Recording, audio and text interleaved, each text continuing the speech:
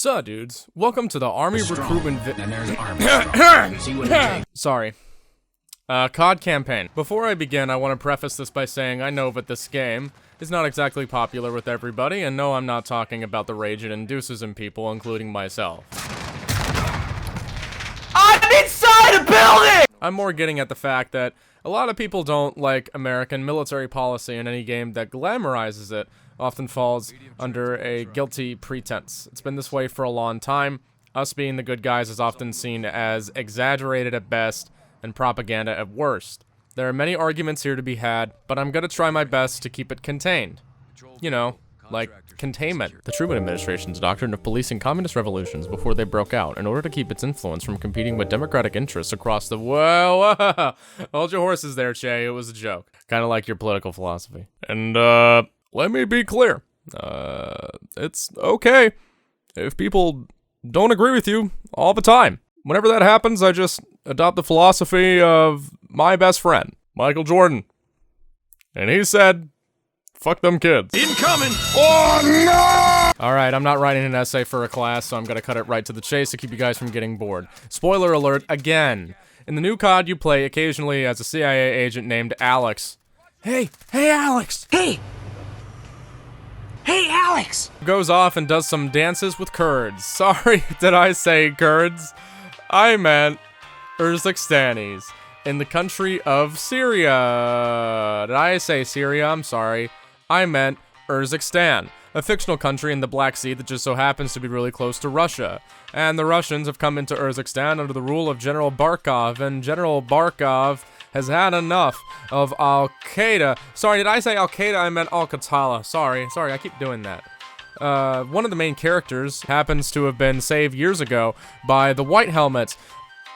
I'm sorry, did I say White Helmets? I meant Middle Eastern looking guys doing humanitarian work in white helmets. Don't worry, it gets worse.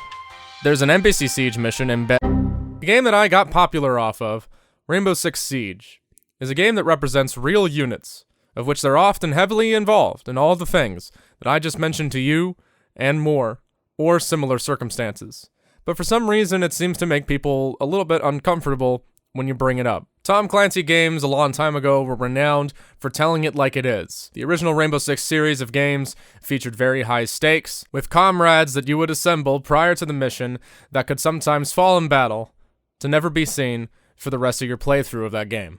I don't dislike the new direction that Ubisoft has taken the Tom Clancy licenses in. I understand that the market has gotten a lot larger, and we have to appeal to more people. That doesn't mean that I don't think Rainbow Six, at least in terms of how it was in vanilla, hasn't gotten a little Marvel's the counter-terrorist operatives a little bit. These games are loved and hated by many.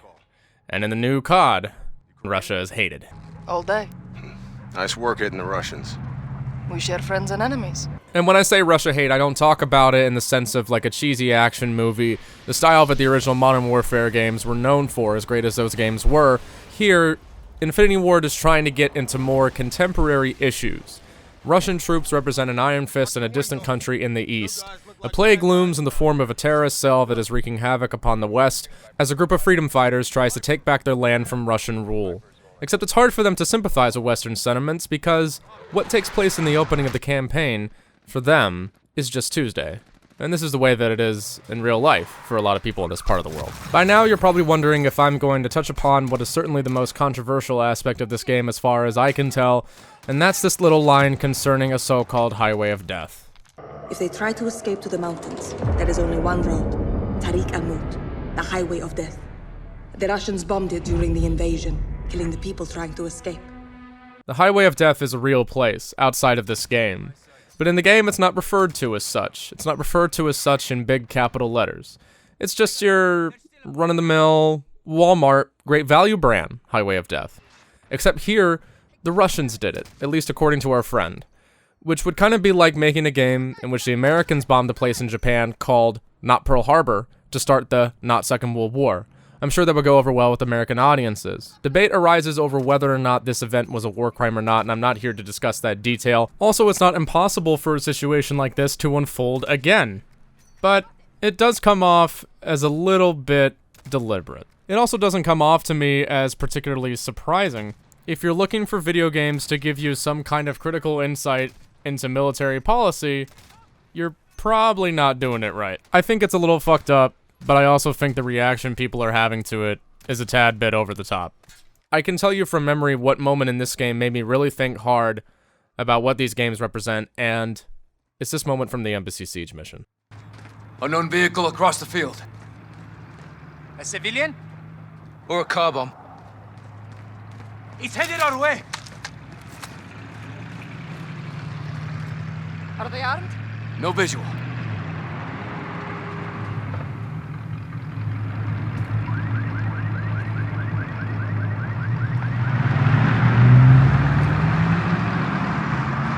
They moved on. We're good. In hindsight, grenade launcher, probably not the best way to deal with a bomb, but hey. And that's the thing. I'm not an operator, bro. I don't know what the fuck I'm doing. And chances are plenty of people who played for the campaign, when they got to this spot, didn't know what to do either. Because if you're Ron, you just killed an innocent person. But you're safe, right? So who cares? But if you don't shoot the car, and it blows up, you just cost your own life, and the lives of your comrades. That short moment, that short realization that if you fuck this up, it has really, really significant consequences in both bad outcomes here that are possible. That's why I think this campaign stands out. This moment highlights the heart of something that every high-tier military service person has to be 110% at. Above the aim, above the physical strength, above being able to take orders. It's about decision-making. And trust me, that's not the only moment in the game like that. There are a lot of moments in this campaign where you need to make a decision fast, and if you don't, it won't have good ramifications. If it weren't for the stellar performances by all of the cast involved in this game, I feel like much of its nuance would be lost on me. Captain Price's role is reprised by a different actor that we knew from the original game. It's a reboot, a fresh new story, with some old characters recasted and rewritten. I suppose as an effort to market the game to a fresh audience, and perhaps also a means to distance Activision from Jason West and Vince Zampella. This new campaign is very different than any Call of Duty game that you will play. Infinity Ward have adopted a more cinematic experience that highlights contemporary issues in the Western world concerning defense policy. This campaign falls under what I would probably call the hard military genre of storytelling. Stories that try to pull largely from reality or maybe pulled from reality completely as a means to provide commentary on the highly risky and highly complicated nature of an armed service person's job. It tries to play close to reality, perhaps not in terms of story and theme and authenticity and those aspects, but at the very least in its depiction of war, in order to give credit where credit is due. Think of American Sniper, Generation Kill, Band of Brothers. These are movies that I would say don't particularly glamorize war, but at the very least the argument could be made that they glamorize the actions of the warriors because of how much shit they gotta shovel. It's pretty dark, it's gritty, it's very serious in its tone. It's not necessarily due to the graphic nature of it, but more so the subject material overlaps a lot with current events. And when Infinity Ward says that their game is not political, they're both right and wrong. But they're saying different things to different people. I do believe that this statement is a dog whistle to guys who could give a shit less if people are mad that the game has white phosphorus in it when we were literally calling in nukes and blowing up everybody on the map years ago. COD is a political game, just not in the terms of the politics that most people know about, and definitely in terms of politics that most people think they know about. Do I think that this game is anti-Russia propaganda? I mean, yeah, probably. There's good evidence to support it. But so were the other games. So is every first-person shooter where the Russians were the bad guys. So was Bad Company 2. So was Battlefield 3. You played a deployed Marine in Iran. I'm pretty sure Dick Cheney had a boner when this game came out. Copy that. Yo, does anyone else really not get what the fuck we're doing here? Quit being a fucking hippie, Montez. I'm just saying, bro, if this is about the PLR, we should be in Iran, not Iraq. The game ends with a big Hollywood blowout that was a bit of an unexpected turn for me. I think some liberties were taken with the storytelling license, and at the end of the day, the Russians kicked the big bad to the curb. It's implied that you'll be working with the Russians a little bit more in future titles of this game, which doesn't really seem like Russophobia.